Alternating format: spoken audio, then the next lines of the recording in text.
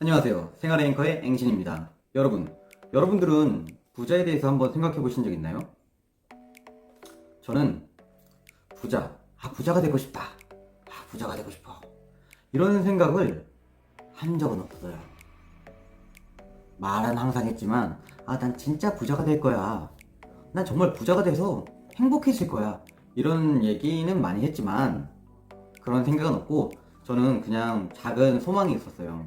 뭐냐면, 그냥 초등학교에서 중학교 때 그때부터 4층짜리 빌라 하나에 1층에는 상가가 딸려 있는 거 있잖아요. 하나, 두 개 정도.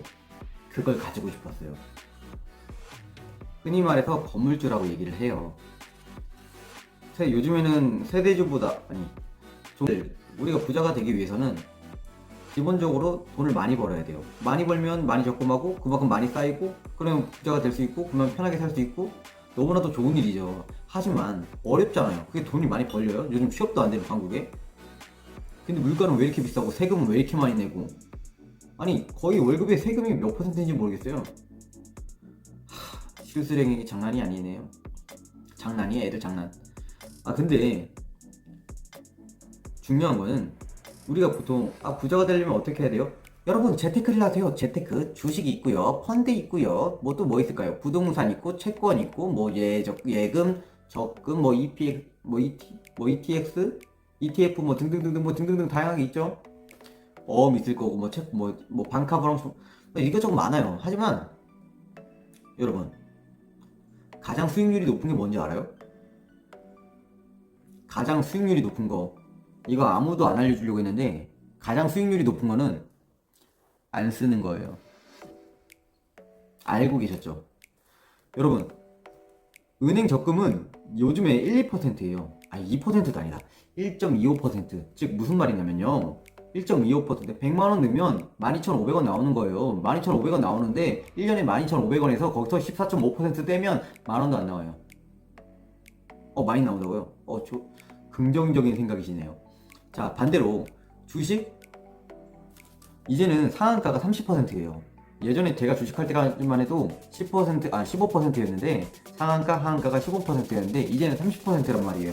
그만큼 집중도 많이 해야 되고, 뭐 박스권도 봐야 되고, 뭐 차트도 봐야 되고, 뭐 이거 뉴스도 봐야 되고, 기사도 봐야 되고, 사람들의 심리도 파악해야 되고, 내 멘탈도 잘 정리해야 되고, 내 돈도 봐야 되고, 예수금은 땡겨야 되나 마나 고민도 해야 되고, 너무나도 뭐 할 게 많아요. 하지만 지금 너무나도 바쁜 와중에 이런 것까지 신경을 쓰면서까지 수익률이 나면 좋겠지만 안 나면 어떡해요.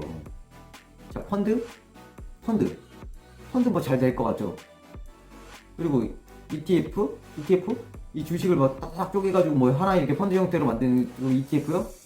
잘 될 수도 있어요. 근데 이 세 가지, 부동산까지, 부동산 채권 다 해서 경기 안 좋으면 다 떨어져요. 요즘 경기 안 좋아요. 요즘 경기 IMF보다 더 심하다 이런 얘기 많이 나와요. 여러분도 이제 아시겠지만 IMF보다 심하다는 얘기 많이 나오는데, 차라리 IMF는 그 기업에서 어음을 서로 땡기고 해서 회사 자체에서 구도가 난 거지만, 지금 같은 경우에는 가게까지 힘들어져요. 지금은 그렇기 때문에 돈을 쓸 돈이 없어요. 사람들이 돈도 안 벌리고 돈도 쓸 돈도 없고, 쓸 돈이 생기면 그게 다 대출로 갚는 돈이에요. 그래서 생각해 보자는 거예요. 가장 수익률 좋은 게 뭐냐? 예금, 적금, 손해 절대 안 보겠죠. 일단 절대 안 봐요. 어쨌든 간에 100만원 넣으면 만원 나오고요. 1000만원 넣으면 10만원 나와요. 이자 얼마 안 돼요. 물가 상승률 고려한다고 하면 마이너스 금리 되겠죠. 하지만 나머지 고려 안 하면 막 떨어져요. 기본적으로 막 떨어지는 것도 많고, 물론 오를 수도 있죠. 어떤 데는 뭐 4억 3천에 분양받아서 5억 3천이 됐다, 1년 만에 그렇게 되는 데도 있고요. 또 어떤 데는 좀 구아파트인데 3억 주고 샀는데 2억 7천이 됐어요. 1년 안에. 그런 경우도 있고요. 물론 케이스 바이 케이스인데, 물론 잘 생각해 보시면 사회초년생이 돈을 벌 때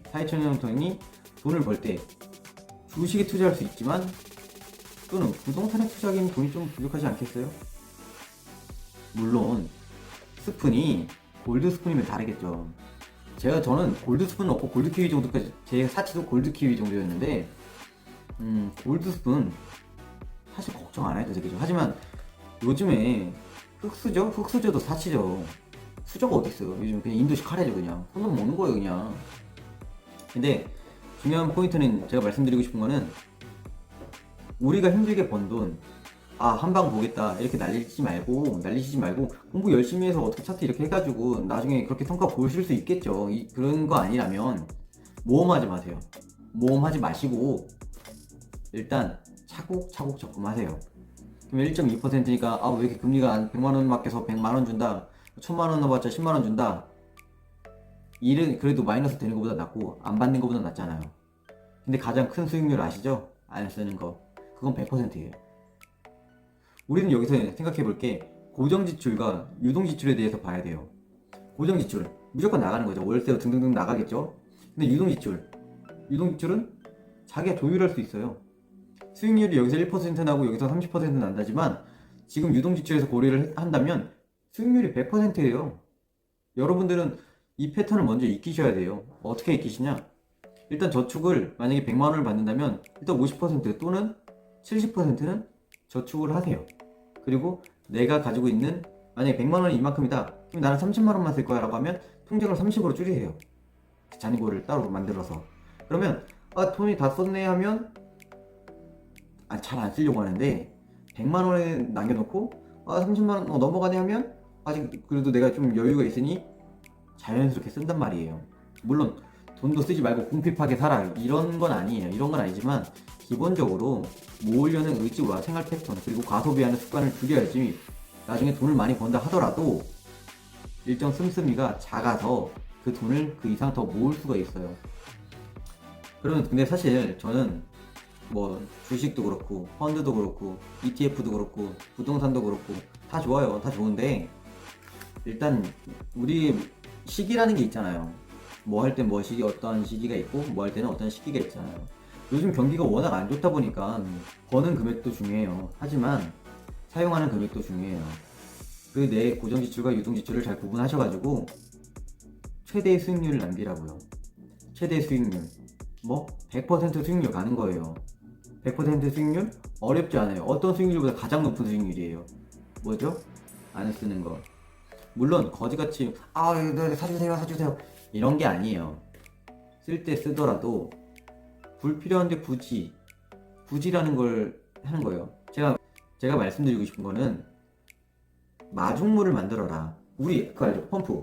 시골에 보면 지금도 있는지는 모르겠어요. 근데 그 펌프를 하기 위해서는 수도꼭지를 하는 게 아니라 일정 이 양동이 정도의 이 정도 그냥 이 정도의 물을 넣고 펌핑을 하잖아요. 그럼 물이 엄청 나와요. 그게 마중물이라는 거예요. 이 마중물이 없으면 아무것도 안 돼요. 그래서 말씀드리고 싶은 거예요. 지금 하시는 일 좀 더 개발적이고 더 앞으로 돈을 더 많이 벌 수 있는 일 하시고 계획하시는데 그럼에도 불구하고 자기가 이제 지금 버시는 금액에 어느 일정 부분은 미리 저금하시고 그걸 생활 패턴으로 소비 좀 이제 검소하게 하시면 나중에 앞으로도 돈을 더 많이 버셨을 때 그만큼 지출을 현명하고 합리적으로 할 수 있기 때문에 마중물을 더 많이 만드실 거고 그걸 바탕으로 어느 정도 기회가 생겼을 때 그 기회에 투자하세요. 그 전까지는 이자가 얼마 안 되는데 내가 1, 2% 100만 원 줘서 1년에 만 원 받는데 내가 그걸 하라고? 그런 개념이 아니에요. 100만 원 받고 1% 받으려고 이자를 하는 게 아니고 우리는 100% 이자를 100% 수익률을 남기기 위해서 이런 소비 패턴을 생각할 필요가 있다는 겁니다. 아시겠죠? 그러면 다음에는 돈을 어떻게 모을지 돈을 일반 사람들 또는 군인들은 어떻게 돈을 모아야 될지에 대해서 한번 생각을 해보도록 하겠습니다. 그럼 안녕!